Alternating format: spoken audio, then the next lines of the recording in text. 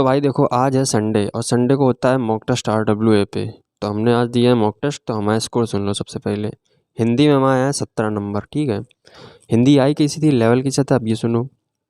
शिक्षा से रिलेटेड एक गद्यांश आया था हिंदी में। ठीक है, और काल से क्वेश्चन पूछे गए थे, स्वर से पूछे गए थे, तद्भवतस्तम से, कारक से, विशेषण से क्वेश्चन पूछे गए थे। बाकी ओवरऑल हिंदी देखा जाए तो ईजी था, एक मीडियम बच्चा भी आराम से कर लेगा।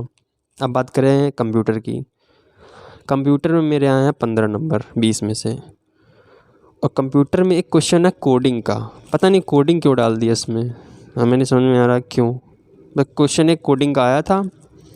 और भी क्वेश्चन आए, तो जैसे एक्सेल हो गया, उससे वी लुकअप का फॉर्मूला कुछ पूछा था। और इंटरनेट से क्वेश्चन आए थे, प्रोटोकॉल से 2-3 क्वेश्चन, और ब्राउज़र से भी आए थे, 1-2 क्वेश्चन ब्राउज़र से आए थे। बाकी ओवरऑल कंप्यूटर देखी जाए तो इजी है, कर लोगे। बस एक क्वेश्चन आउट ऑफ सिलेबस था कोडिंग वाला, पता नहीं क्यों। अब बात करें क्लरिकल एप्टीट्यूड की, तो उसमें आए मेरे 16 नंबर। ठीक है, अब इसमें क्वेश्चन कहाँ कहाँ से पूछे गए थे ये देख लो। एक सिलेंडर से क्वेश्चन आया था, और एक क्वेश्चन आया था डायरेक्ट इनडायरेक्ट से, एक्टिव पैसिव वॉइस। ये भी 2 क्वेश्चन आए थे एक एक करके। और बाकी इसमें जो कि डायरेक्ट इनडायरेक्ट आया और एक्टिव पैसिव वॉइस है, वो आउट ऑफ सिलेबस है, वो पूछना ही नहीं ना।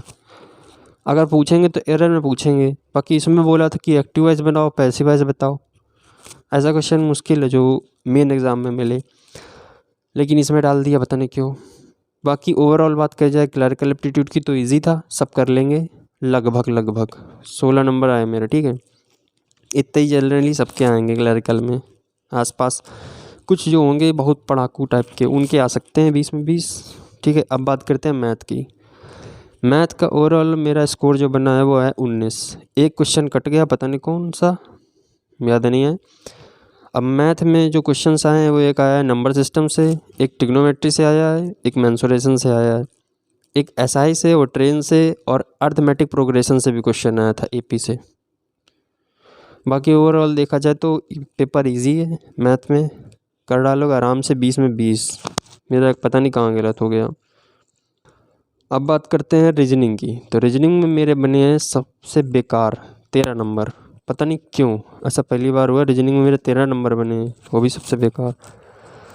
रीजनिंग में ज़्यादातर क्वेश्चन आए थे अल्फ़ाबेटिकल फिलिंग से, नंबर सीरीज़ से 2-3 क्वेश्चन देखने को मिले थे। और बात करें अगर हम कथन निष्कर्ष, तो वो भी इसमें 2-3 क्वेश्चन कथन निष्कर्ष के थे और फिगर्स के थे।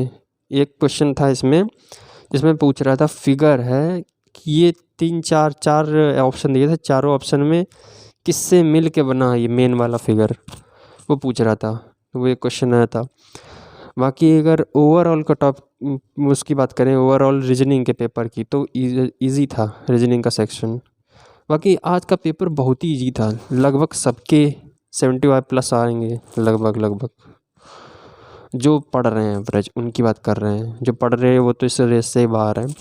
जो पढ़ रहे हैं उनकी बात कर रहे हैं, 75+ तो सब लगभग सबके आएंगे, अगर मीडियम लेवल की तैयारी चल रही भी तो।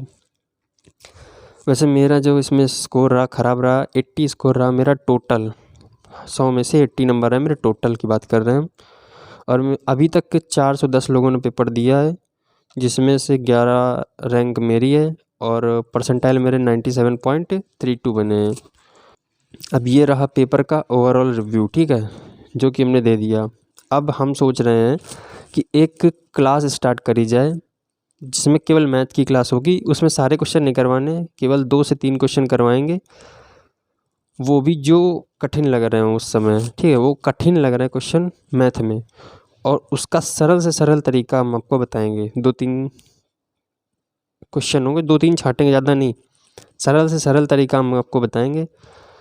अगर आप इंटरेस्टेड हो, वैसे तो अभी आपको पता ही नहीं मैं कैसे मैथ पढ़ाता हूँ मतलब, तो अगर आपको पढ़ना हो या इंटरेस्ट हो तो एक बार कमेंट कर देना। हम अगली बार जब टेस्ट देंगे तो स्क्रीन रिकॉर्डिंग ऑन कर लेंगे, फिर उससे जो मैथ के क्वेश्चन होंगे वो हम 1 घंटे में सॉल्व करवा देंगे, तुरंत ही सॉल्व करवा देंगे अच्छे से। मतलब अच्छे का मतलब ये है कि सरल से सरल तरीका।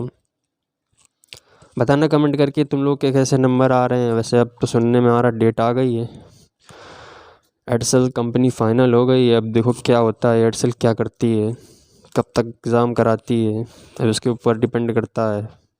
ठीक है, तो बाकी मिलते हैं नेक्स्ट वीडियो में। जय हिंद।